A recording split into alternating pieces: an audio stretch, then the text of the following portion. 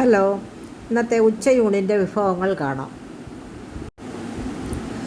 ചോറെടുത്തു, അതിൻ്റെ കൂടെ മസൂർ ദാലിൻ്റെ തക്കാളി ഉള്ളിയും കൂടെ ഒക്കെ ചേർത്ത് പരിപ്പ് കറി, മുട്ട റോസ്റ്റ്, ഒരു തേങ്ങാ ചമ്മന്തി, മുളക് പൊടിയൊക്കെ വെച്ച പുളിയൊക്കെ തേങ്ങാ ചമ്മന്തി, മാങ്ങ അച്ചാറ്, പിന്നെ ബീട്രൂട്ട് തോരൻ.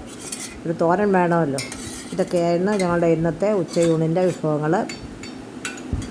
ബീട്രൂട്ട്, ക്യാബേജ് രണ്ടും ഞാൻ തോരൻ വെക്കുമ്പോൾ അല്പം മഞ്ഞൾപ്പൊടിയും ഉപ്പും ചേർത്ത വെള്ളത്തിൽ അല്പം നേരം ഇട്ട് കഴിഞ്ഞ ശേഷം നല്ലതുപോലെ കഴുകി പിഴിഞ്ഞെടുത്ത് കഴിഞ്ഞാൽ ഇതിൻ്റെ ഒരു കുത്തൽ ഉണ്ടല്ലോ, ഒരു പച്ചച്ചവ അത് ഇല്ലാതിരിക്കും. അല്ല, അപ്പോൾ നമുക്ക് ക്യാബേജിനും അതുപോലെ തന്നെയാണ്. ബീട്രൂട്ട് ഇപ്പോൾ നല്ലൊരു ഉള്ളി, സവാളയും തേങ്ങായും ഒക്കെ ചതച്ച് ചേർത്ത് ഒക്കെ തോരനുണ്ടാക്കി കഴിയുമ്പോൾ ബീട്രൂട്ട് തോരൻ നല്ല ടേസ്റ്റാണ്. എനിക്ക് ഇവിടെ ആർക്കും വലിയ താല്പര്യം ഇല്ലാത്തതാണെങ്കിലും പലപ്പോഴൊക്കെ ഉണ്ടാക്കണമല്ലോ വാങ്ങിച്ചുകൊണ്ട് വന്ന് കഴിയുമ്പോൾ. പിന്നെ മുട്ട റോസ്റ്റാണ്. നോൺ വെജൊന്നും കാര്യമായിട്ടില്ലാതെ അപ്പോൾ ഉടനെ ഒരു മുട്ട റോസ്റ്റ്, ഒരു ദിവസം ഒരു മുട്ടയൊക്കെ നമുക്ക് കഴിക്കാം, ആരോഗ്യമായിട്ടിരിക്കട്ടെ. പിന്നെ ഒരു തേങ്ങാ ചമ്മന്തി, അതും നല്ലതാണ്. പിന്നെ മാങ്ങ അച്ചാറുണ്ടായിരുന്നു. ഇതൊക്കെ കൂട്ടിയായിരുന്നു ഞങ്ങളുടെ ഇന്നത്തെ ഉച്ചയൂണ്.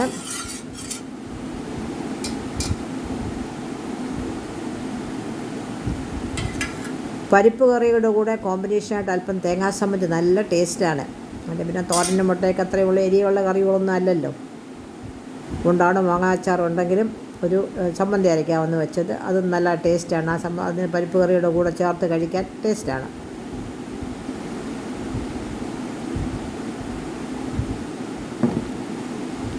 ഇപ്പോൾ ഭക്ഷണം കഴിക്കട്ടെ.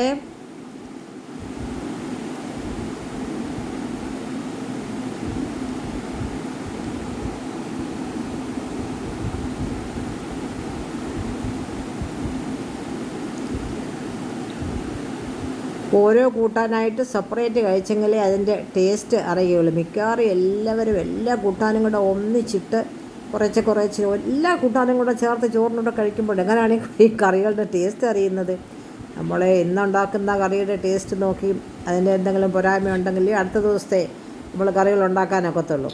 അങ്ങനെയാണ് വേണ്ടത്. എല്ലാം കൂടെ ചേർത്ത് ചോറിൻ്റെ കൂടെ എടുത്തിട്ട് ഓരോ പ്രാവശ്യം കഴിക്കുമ്പോഴും എല്ലാ കറികളും കൂടെ ചേർത്ത് കഴിക്കും. കുഞ്ഞുങ്ങളെ പോലെ. കുഞ്ഞുങ്ങളൊക്കെ പച്ചക്കറി അതിന് ടേസ്റ്റ് ഇല്ലാത്തതുകൊണ്ട് അവർ കഴിക്കുന്നത്. നമ്മൾ മുതിർന്നവരങ്ങനെ അല്ലല്ലോ. ഒരു ദിവസം കറികൾ ഉണ്ടാക്കുമ്പോൾ ആരെങ്കിലും വരുമ്പോൾ നമ്മുടെ വീട്ടിൽ തന്നെ ഉണ്ടാക്കുമ്പോൾ കറികളുടെ ഒരു വ്യത്യാസം, ടേസ്റ്റ് അറിയണമെങ്കിൽ ഓരോരോ ഭക്ഷണ കറികളായിട്ട് എടുത്ത് കഴിക്കണം. എങ്കിലേ അതിൻ്റെ ടേസ്റ്റ് നമുക്ക് അറിയാനൊക്കത്തുള്ളൂ. അപ്പോൾ ഇന്നത്തെ കറികളൊക്കെ ഇതൊക്കെയായിരുന്നു. ഉച്ചയ്ക്ക് ഊണ് കഴിച്ചു.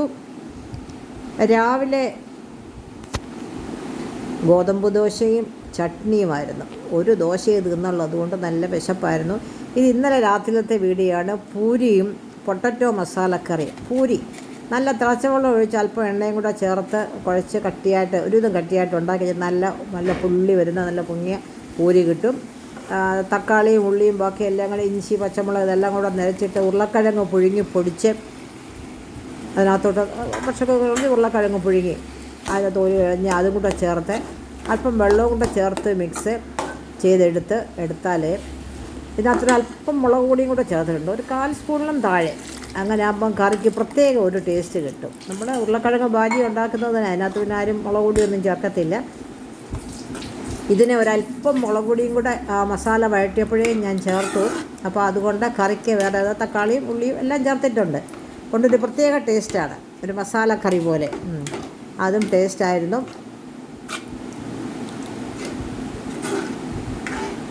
അപ്പോൾ പൂരിയും മസാലക്കറിയും കൂടെ നല്ല ടേസ്റ്റാണ്. അതിന് കടുക് വറക്കുമ്പോൾ കടുകിൻ്റെ കൂടെ ഒരു സ്പൂൺ ഉഴുന്ന് പരിപ്പും കൂടെ ചേർത്താൽ മതി.